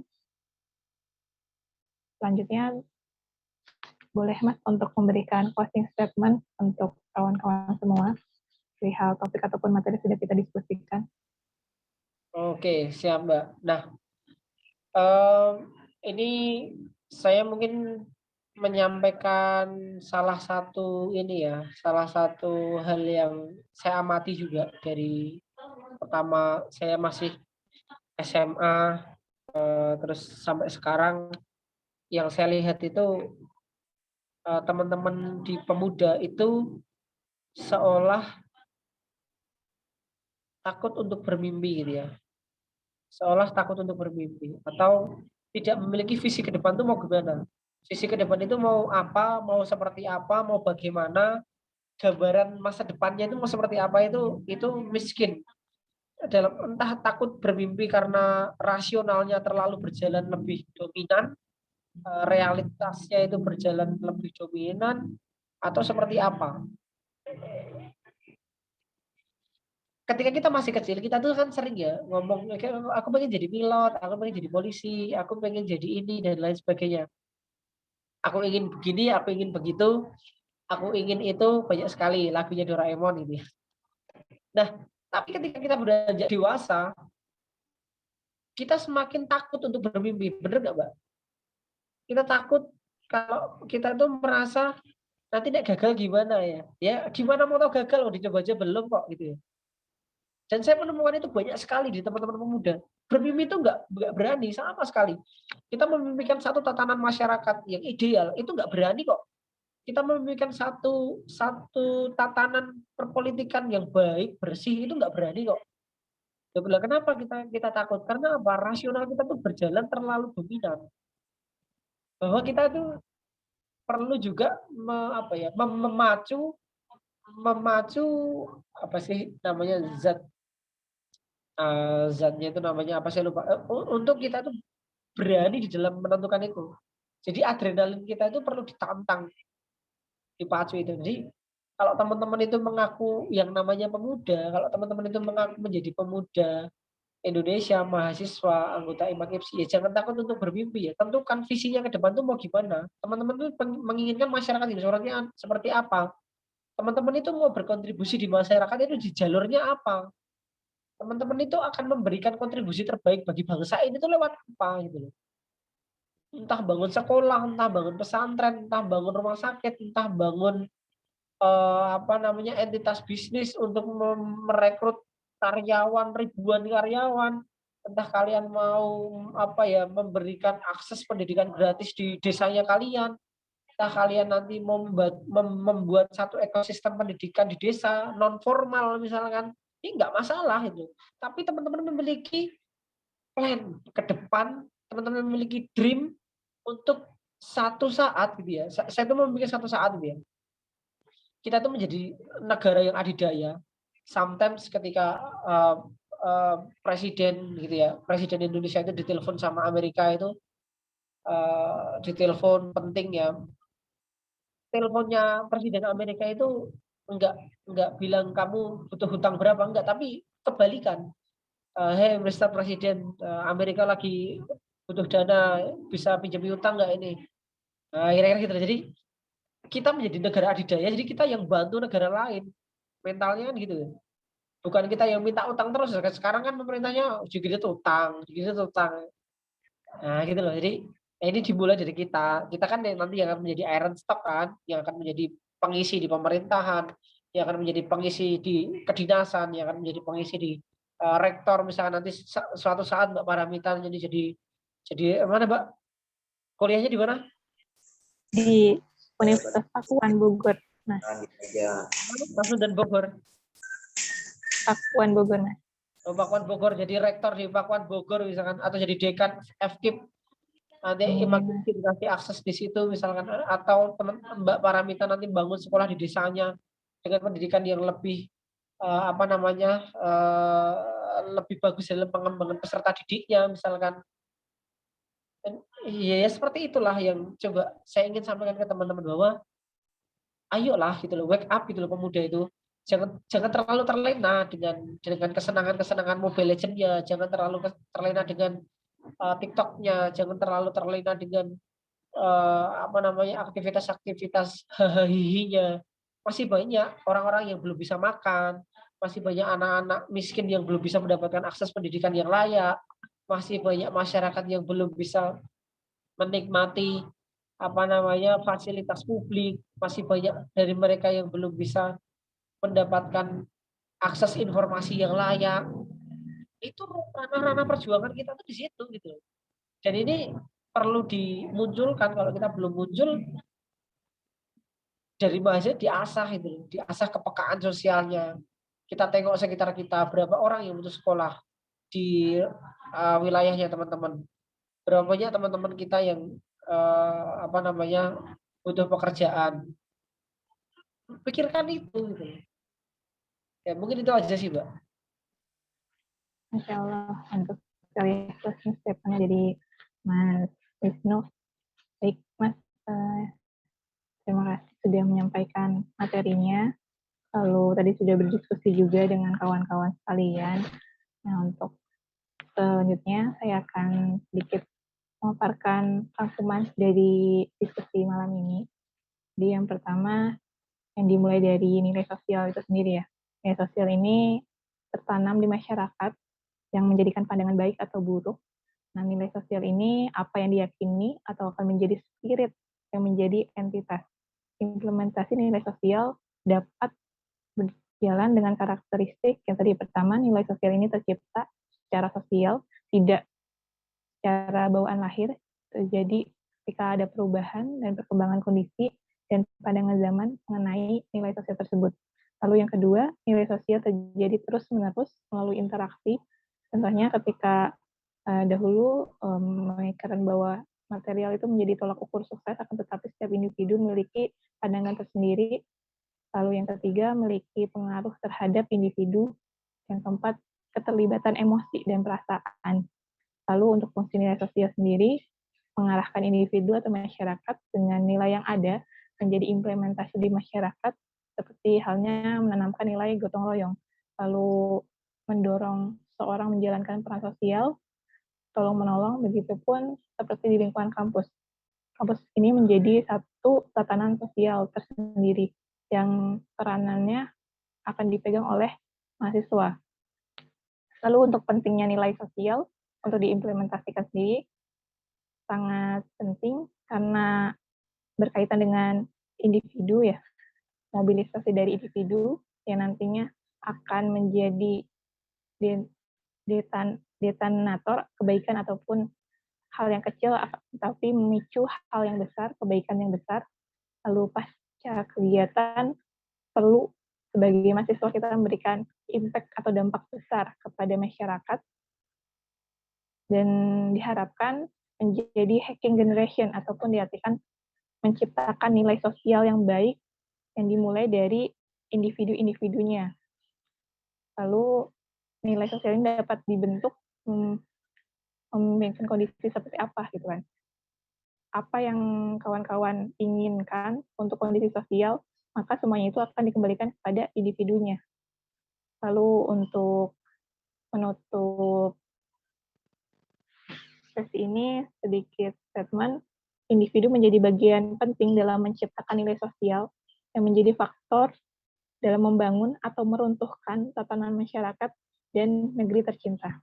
Baik, mungkin sekian dari saya, Mas Wisnu. Terima kasih atas waktunya, sudah meluangkan waktunya, sudah memberikan banyak ilmu, tentunya untuk kami semua gitu ya, berdiskusi bersama, dan banyak sekali pembahasan-pembahasan yang menarik ya topiknya untuk malam kali ini.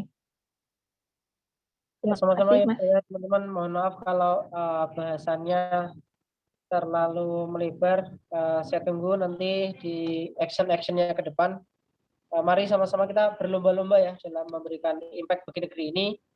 Bumi Pertiwi sedang membutuhkan uluran tangan kita lewat apa yang kita mampu dan apa yang kita bisa.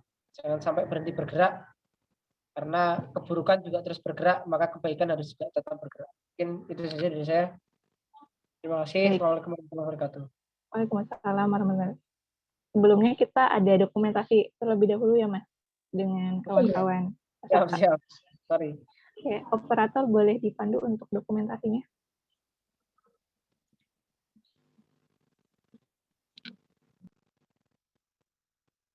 Ya, boleh kawan-kawan semua menyalakan kameranya agar tampak kelihatan wajah ganteng-ganteng dan cantiknya nih.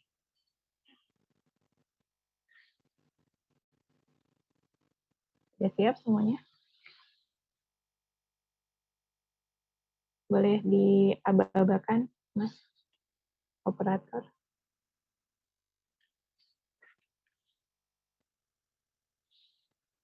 Satu, dua, tiga.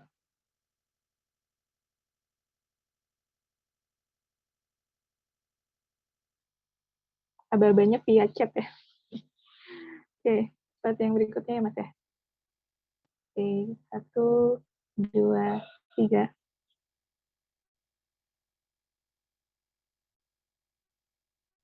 Baik, sudah tertangkap?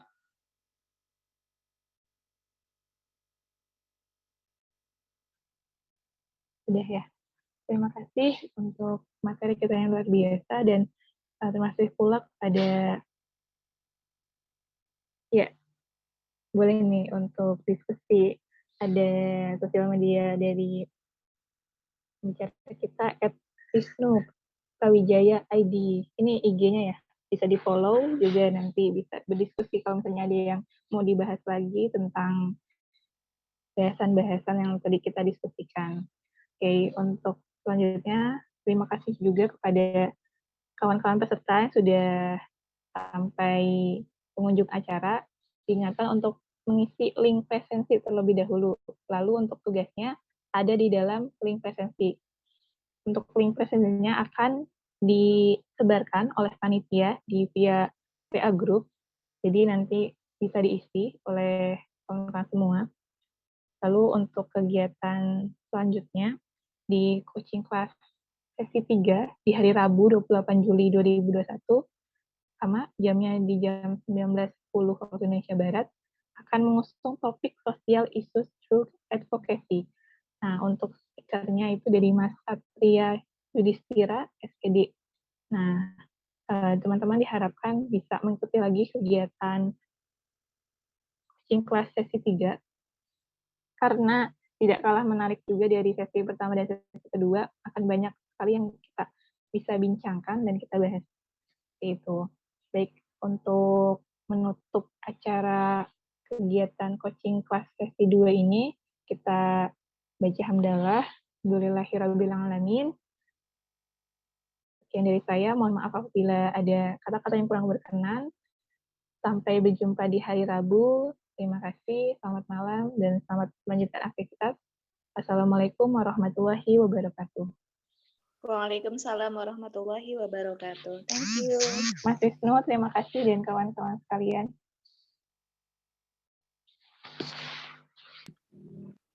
Oke, sama-sama. Saya izin live ya, Mbak Mita dan teman-teman. Iya, Mas. Assalamualaikum. Waalaikumsalam.